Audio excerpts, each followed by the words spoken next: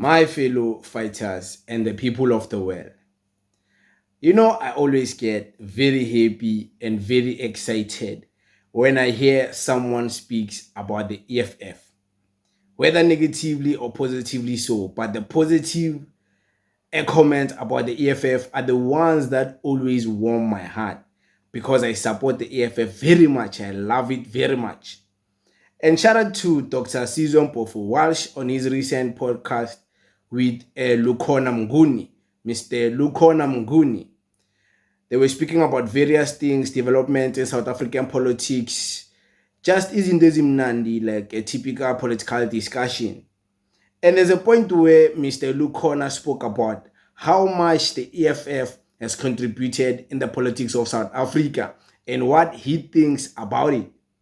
And this reminded me of something, but I will tell you after you listen to this here. The EFF is actually a good pressure valve. Sure.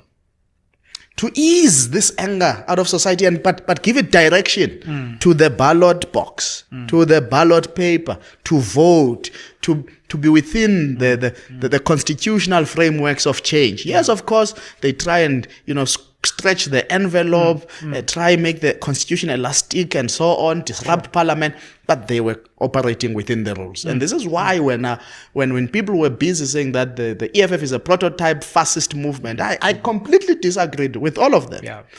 Still do today, because the EFF actually gave us a pressure valve that was operating within the constitutional prisms. At a time, our society, if you remember very well, there was a point in time where a Max du Preez and a Mwelezi Mbeki would have predicted our own Arab Spring and even given it timelines. I think one said 2018 and another said 2021. And we've avoided both these years, respectively. But in the weak absence of a political party that has the kind of pressure to direct this anger, through constitutional means, and with the public having switched off so much from politics and politicians, I'm telling you, the perfect storm is gathering. What it reminded me of, this whole topic, when he speaks about the EFF is the pressure vibe to safeguard the anger of the people.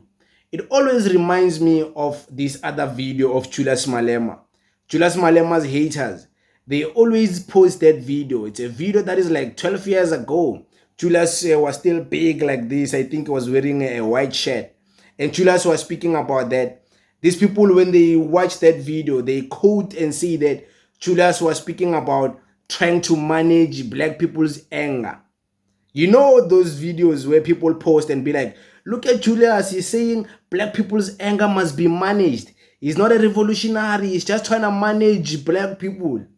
You know those things when he was speaking about an unled revolution. But if we are to be honest, in South Africa, do we want an unled revolution?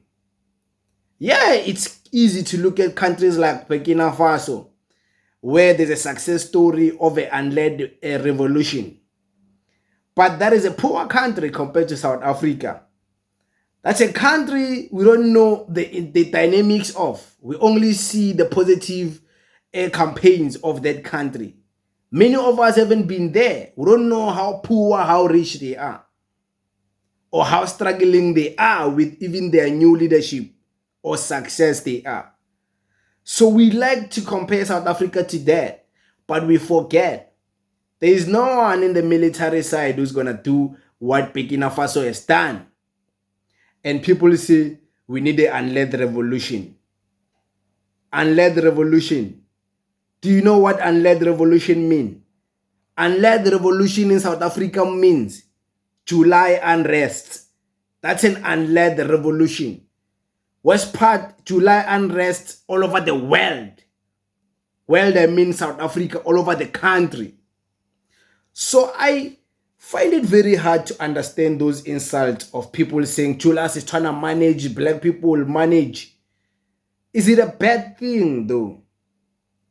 Is it a bad thing that Julius and the EFF, they managed to capture the minds of the youth, the minds of the citizens, the angry citizens, the angry youth, to come in the middle of the political discussion without even going across the boundaries of constitutional rights? Because It's good to say you want an unled revolution while you are sitting behind your podcast desk. It's easy to say that. Hi, Julius. It's easy to type and say, Julius is trying to manage black people as we want unled revolution. It's easy to say that if you are sitting behind your phone and enjoying the luxuries of your data and your Wi-Fi. But when it's time to go and fight the unled revolution, there will still be people who are going to be shot by the soldiers, by the police. Are you going to be there in the forefront? Things like that. So I believe the EFF did well in managing the anger of black people and preserving the anger and putting it in the middle of politics. And the EFF, one thing they did amazingly so is that they are the ones who have brought the people's attention into politics. You can't lie about that. If there was no EFF, nobody would care about South African politics. I think that we can all agree. The EFF, the way they are not even selfish, they allow people to go to whatever political party they are because they understand there is a democracy in South Africa. So you can vote for whatever you want, even though they are the ones who are responsible for making you come into politics. They even allowed you to come into politics to also make your own choice of which party you want. So the EFF is a good role player in the South African politics. That's how I understand this. Of course, many people understand it in different ways. But shout out to Mr. Mnguni for acknowledging that, yeah, man, the EFF, yeah, indeed, it did capture a lot of people. This thing, man, of black people angry, unled revolution, people, they say this as if it's something they want.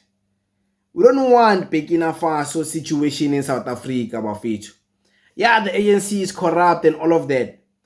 We don't want Burkina. Hey, you think in South Africa we want a situation like Ibrahim Traore? We don't need that in South Africa, Bafito, to be honest with you guys. We don't need that. Because, hey, be careful what you wish for. Maybe that can work in there, Burkina Faso. But in South Africa, I don't know. The exact system of a military coup, I don't know. Because democracy seems to be working very nice for people. If there was that situation like Burkina Faso, there wouldn't be EFF. There wouldn't be MK Party. There wouldn't be Operation Tutula. There wouldn't be parallel structures trying to emulate the same model of a political movement. There wouldn't be Maibuye if there was Burkina Faso situation.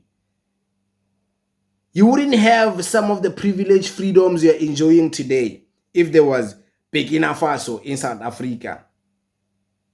So be careful what you wish for, guys. But I'm young, hey, I'm young, I don't know what I'm talking about. So it's cool, it is what it is. So I might as well just finish up this. But those who have listened, switch on. This is what it is, guys. Thank you very much. Tango.